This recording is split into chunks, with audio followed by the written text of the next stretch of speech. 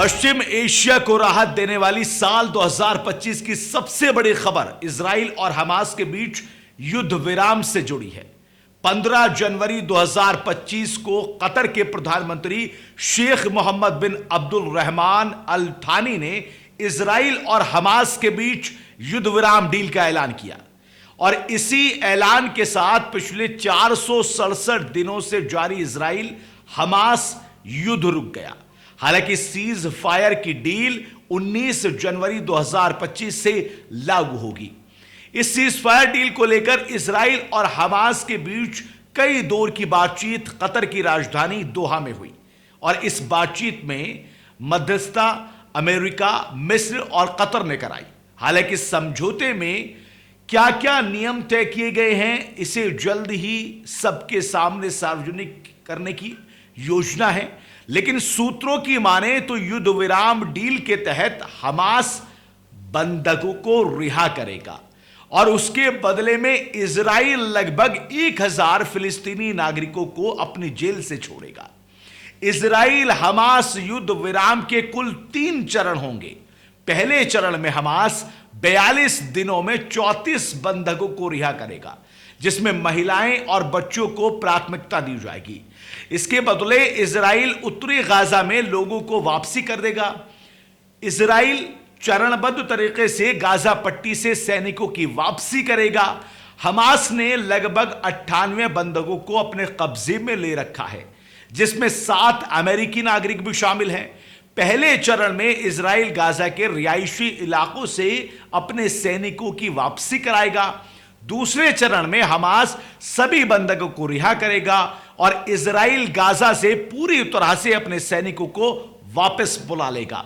यानी सबसे बड़ी डील यही है कि हमास के पास, यानी अगर हम देखा जाए तो जो इजरायली सैनिक वहां पर मौजूद है गाजा पट्टी में, उनकी वापसी अब पूरी तरीके से कर ली जाएगी।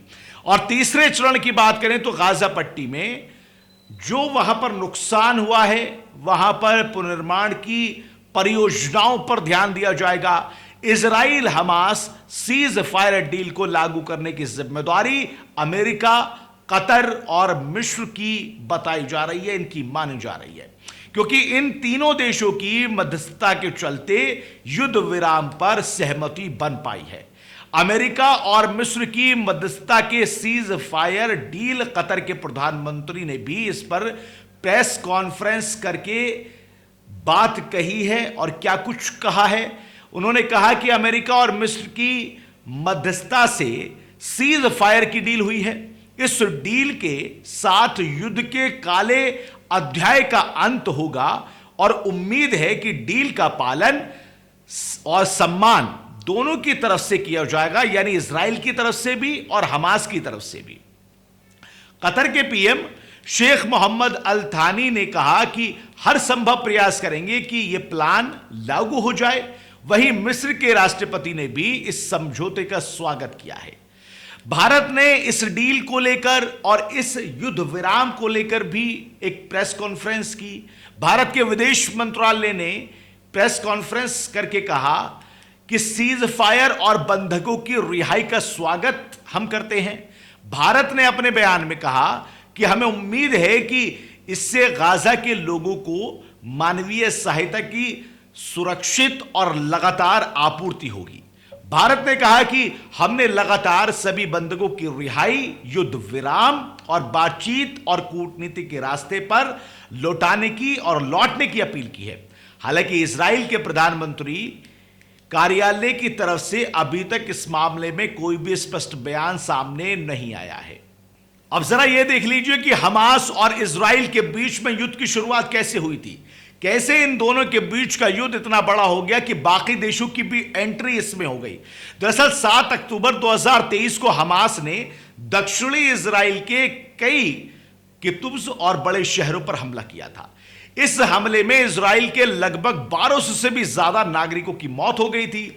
हमले से इजराइल को बड़ा झटका लगा था। हमास ने लगभग 250 इजरायली और अन्य देशों के नागरिकों को बंधक बना लिया था, जिन्हें अपने साथ गाजा पट्टी लेकर आ गए थे। इजराइल ने 7 अक्टूबर 2023 से ही हमास के खिलाफ युद्ध का ऐलान कर दिया था। इस युद्ध में फिलिस्तीन के लगभग 46,000 से ज्यादा लोगों की मौत हो गई थी और बड़ी संख्या में लोगों को अपने घर छोड़कर वहां से निकलना पड़ा था।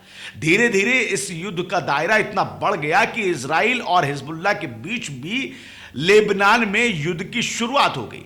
इजराइल और ईरान ने एक दूसरे के चुनिंदा ठिकानों पर हमले किए। इजराइल ने हिजबुल्लाह, हमास और हूती के कई टॉप कमांडर्स को भी मार गिराया।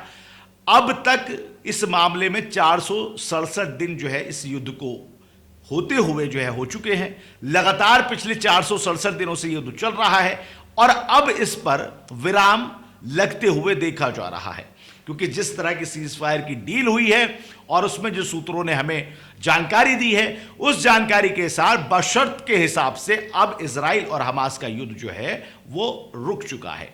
लेकिन सवाल यह है कि बंधकों की रिहाई कितनी जल्दी होती है और इस पूरे क्षेत्र में शांति कब तक आ जाएगी, ये देखने वाली बात है। क्योंकि जिस तरह से इस सीज फायर की डील हुई है उसको देखते हुए तो लगता है कि अब हमास और इजराइल के बीच जो सबसे बड़ी टेंशन, सबसे बड़ा युद्ध चल रहा था, वो अब उसका खात्मा हो चुका है और दोनों ही तरफ से अब बंदियों को छोड़ने की बात सामने आई है, ताकि जिस डील के हिसाब से बातें हुई हैं उसके हिसाब से दोनों ही देश शांतिपूर्वक अपने नागरिकों के साथ खुशहाल जिंदगी गुजार सके। फिलहाल मेरे साथ इतना ही। देश और दुनिया की तमाम बड़े खबरों के लिए आप जुड़े रहिए नाउ नोडा के साथ में। दीजिए इजाजत। नमस्कार, आदाब।